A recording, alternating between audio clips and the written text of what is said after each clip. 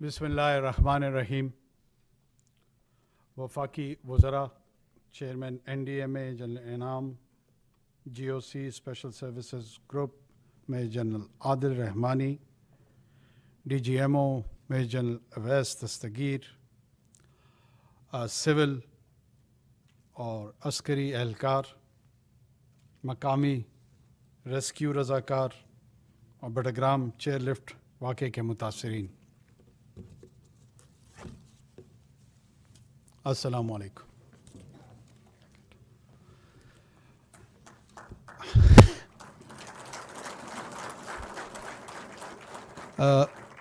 सबसे पहले तो ये लम्हा है कि हम इसको सेलिब्रेट करें और इस सेलिब्रेशन के लिए हमने आप सबको मदऊ किया। जब कल इस वाक़े की इत्तला सुबह सुबह मुझ तक पहुंची, मुझ समेत हर पाकिस्तानी जिस तक ये ख़बर पहुंची, ट्विटर के ज़रिए, फ़ेसबुक के ज़रिए, TV के ज़रिए, मुख्तलिफ़ ज़राए इब्लाग़ के ज़रिए, तमाम लोग यकसां तौर पे परेशान थे। यानी करोड़ों अफराद परेशान थे और इस परेशानी के आलम में कुछ उम्मीदें थी, कुछ ख़दशात थे, कुछ खौफ थे। इसने एक डीप सेंस ऑफ प्रेशर जो है ना, उसको जनरेट किया। एक तरफ हमारे ये मुस्तकबिल के महमार, हमारे बच्चे ही तो मुस्तकबिल हैं, बच्चे ही तो कल हैं, बच्चे ही तो परसों हैं, बच्चे ही तो आने वाली नस्ल, आने वाले दिनों, आने वाले पाकिस्तान का चेहरा है। और कौन है? मैंने अपना वक्त, अपना लम्हा आपने गुजार के चले जाना है, इन्होंने हमें रिप्लेस करना है। यहाँ पे किसी अनवार ने खड़े होना होगा, वहाँ कोई अवैस बैठा होगा, वहाँ पर कोई आदिल बैठा होगा, इन्हीं में से है। हमने अपने कल के अवैस को बचाया, हमने अपने कल के अनवार को बचाया, हमने अपने कल के मुहिम्मार को बचाया।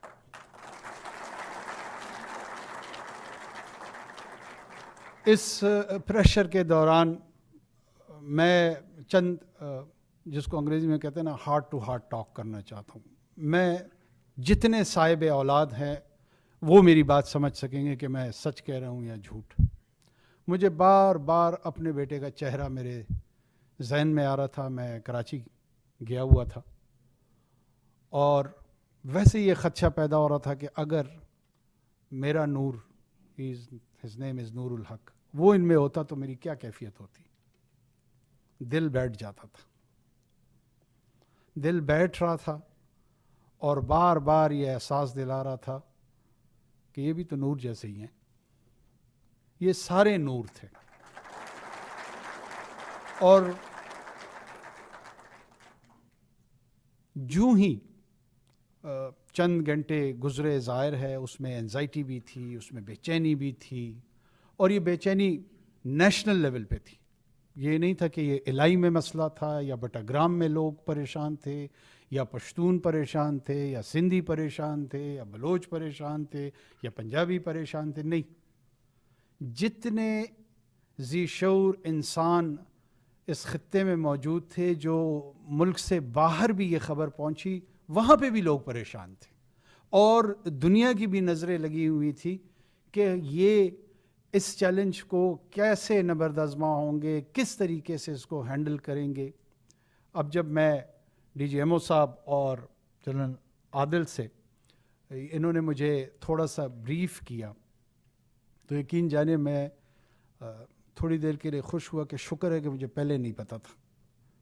जिस तरह का बैकग्राउंड और जिस तरह की वेदर कंडीशन, जिस तरह का चैलेंज, अगर मुझ जैसे कमज़ोर दिल का फ़र्द इस प्लानिंग के अमल में होता, इस एग्जीक्यूशन के अमल में होता, तो हम शायद घबराहट से, खौफ से कोई ना कोई गलत कदम उठा लेते। Hats off to all of you, particularly to you who did an immaculate job, और इतनी सफाई से आप लोगों ने उसको प्लान भी किया, आप लोगों ने उसको एग्जीक्यूट भी किया। میں سب سے زیادہ کریڈٹ ان لوگوں کو دوں گا جو اس میں سوچنے کے عمل میں شامل تھے اور پھر اس سوچ کو عملی جامہ پہنانے والے ان کے ساتھ جو سنکرونائز ہوئے ان کو کریڈٹ دوں گا. کہیں اگر خدا نخواستہ اس میں کوئی جھول آ جاتا, کوئی کمی آ جاتی تو بہت بڑا نقصان ہونا تھا. ابھی یہ میرے بچوں سے میں بار بار یہ پوچھ رہا تھا, میرے لیے یہ ہیروز ہیں. یہ اس لیے ہیروز ہیں کہ وہ 7-8 گھنٹے بار بار میں ان سے ایک ہی سوال کر رہا تھا کہ یہ کیا محسوس کر رہے تھے, یہ کیا سوچ رہے تھے, کیونکہ گزر تو ان پہ رہی تھی. ہم تو باہر بیٹھے ہوئے پریشان تماشبین تھے, لیکن تھے تماشبین ہی. گزر ان 8-9 لوگوں پہ رہی تھی جو اس آرڈیل سے, اس کرائسس سے فزیکلی اس کا سامنا کر رہے تھے. ہر ایک نے مجھے کہا کہ جی شروع میں ڈر لگا. مجھے ان کے اس ایماندارانہ جو تسلیم انہوں نے اپنی ذہنی کیفیت کی اس میں بڑی خوشی ہوئی. ایک تو یہ کہ میرے بچے جھوٹ نہیں بول رہے تھے, اور دوسرا پہلو ان کا جو سچ کا سامنے آیا تو میں نے کہا پھر کیا ہوا. کہا جب ہم نے دور سے فوجیوں کو دیکھا ہمیں یہ لگا اب بچ جائے گی. یہی وہ رشتہ ہے, یہی وہ ریلیشن شپ ہے جو سوسائٹی اور اسٹیٹ کے بیچ میں اسٹیبلش ہونا چاہیے. یہی وہ کورس آف ایکشن ہے جو پاکستان کی فیوچر ڈیسٹنی کی طرف ہمیں اکٹھے ہو کر لے جائے گی. یہ کریڈٹ نہ فوج کا ہے صرف, نہ پی ڈی ایم اے کا ہے صرف, نہ لوکل افراد کا ہے صرف, یہ ہم سب کا اجتماعی کریڈٹ ہے. اور اس اجتماعی کریڈٹ میں ہر ایک نے, اس ماں نے جو ٹی وی کو دیکھ رہی تھی اور صبح کا شاید ناشتہ بنا رہی تھی اور دوپٹے کو بار بار یوں کرتے ہوئے دعائیں دے رہی تھی, اس کا بھی کریڈٹ اس میں موجود ہے. اس میں اس والد کا جو صبح اپنے بچوں کو اسکول پہنچانے جا رہا تھا اور اس کو یہ خبر مل رہی تھی اور اس کے قلب پہ جو پریشانی گزر رہی تھی اور اس کے دل سے دعائیں نکل رہی تھی, اس کا بھی کریڈٹ موجود ہے. یہی وہ دعائیں تھیں جو اکٹھے ہو کے اوپر گئیں. ہمارے عقیدہ کے حصہ ہے کہ فیصلہ آسمان پہ ہوتا ہے, اظہار اس کا زمین پہ ہوتا ہے. تو اللہ نے ہم سب کی اجتماعیت کے سینس کو دیکھ کے فیصلہ ان کو بچانے کا کر لیا تھا. یہ لوح محفوظ میں بچے ہوئے تھے, لیکن اس بچاؤ کا اظہار زمین پہ ان لوگوں سے کروایا.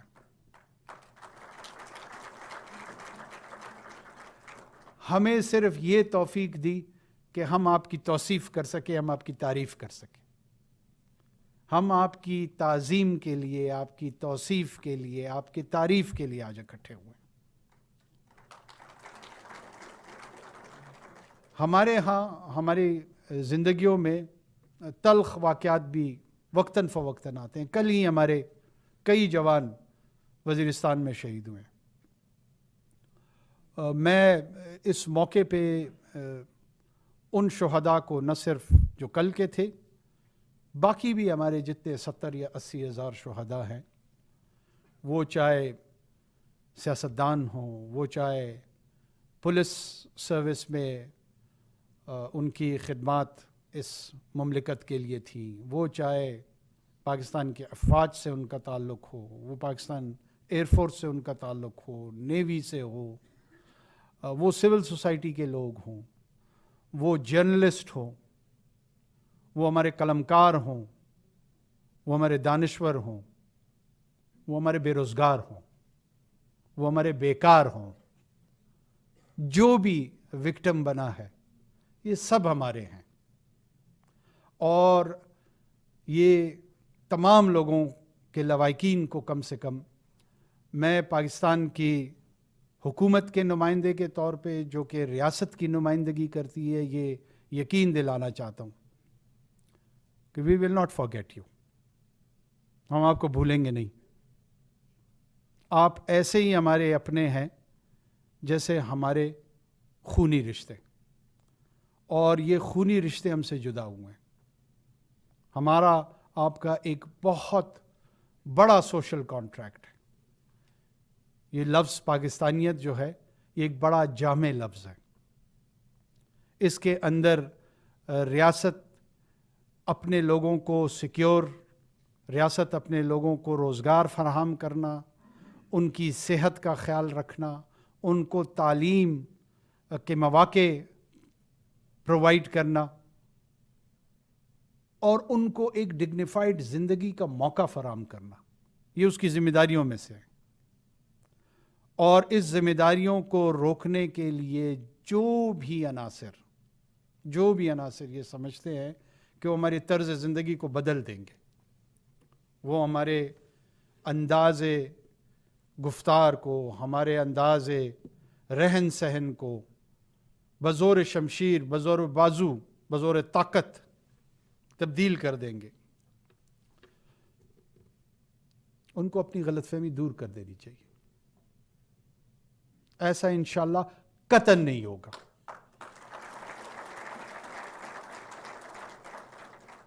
یہ ہمارا گھر ہے، ہم کہیں نہیں جا رہے. دس از ہوم. اگر ان کو کوئی خوش فہمی یا غلط فہمی ہے وہ دور کر لیں. اور گھر کا نظم اور نظام الحمدللہ بہت ہی با اختیار اور باصلاحیت لوگوں کے ہاتھ میں. یہ شہادتیں کوئی اپنے پیاروں، جب ان کے کسی کے پیارے دور ہوں تو وہ جو درد ہے وہ شاید اس کے متعلق ہم بات تو کر سکتے ہیں، محسوس نہیں کر سکتے.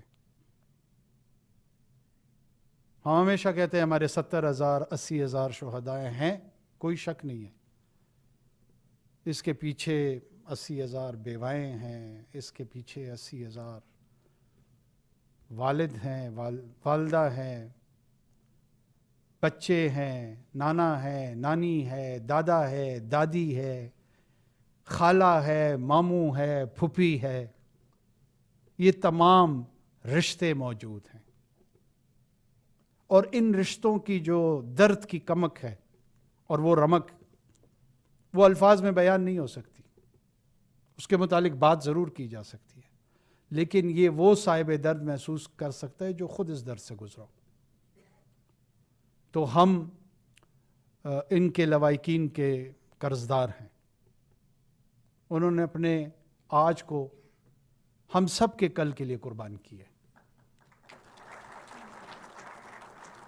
بہت سارے لوگ سمجھتے ہیں کہ ان کو تنخواہ دی جاتی ہے تو اگر اس کے بدلے میں انہوں نے جان بھی دے دی ہے تو یہ ان کا فرض تھا.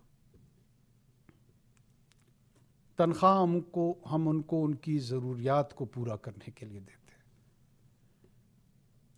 جس چیز کے بدلے میں وہ جان دیتے ہیں اس کے لیے ہم ان کو احترام دیتے ہیں، ہم ان کو عزت دیتے ہیں، ہم ان کی تکریم کرتے ہیں.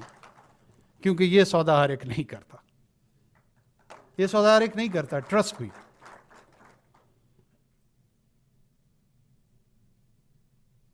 جس نے اپنے آپ کو انویسٹ کرنا ہے بتا دے، اپنی جان دینے کے بدلے میں کیا افزانا چاہتا ہے بتا دے. میرے ذہن میں کوئی فگر نہیں آتی کہ کون سا افزانہ ہوگا اس کے لیے. 1 لاکھ، 1 کروڑ، 1 ارب، 2 ارب، 10 کرب، آئی ڈونٹ نو، مجھے نہیں پتا. لیکن لگتا مجھے یہ ہے کہ کوئی افزانہ ہے ہی نہیں اس کے لیے. اس کے لیے ایکنالجمنٹ چاہیے، اس کے لیے ریکگنیشن چاہیے. We revere them, we respect them. Quran نے مختلف لوگوں، قوموں، رشتوں کے متعلق بات کی، لیکن اس نے بھی شہداء کو ایک انتہائی احترام سے پکارا، کہا ان کو مردہ مت کہو، ورنہ تو مادی دنیا سے تو وہ فنا ہو کے جلے جاتے ہیں. لیکن منع کر دیا کہ نہ کہو ان کو مردہ.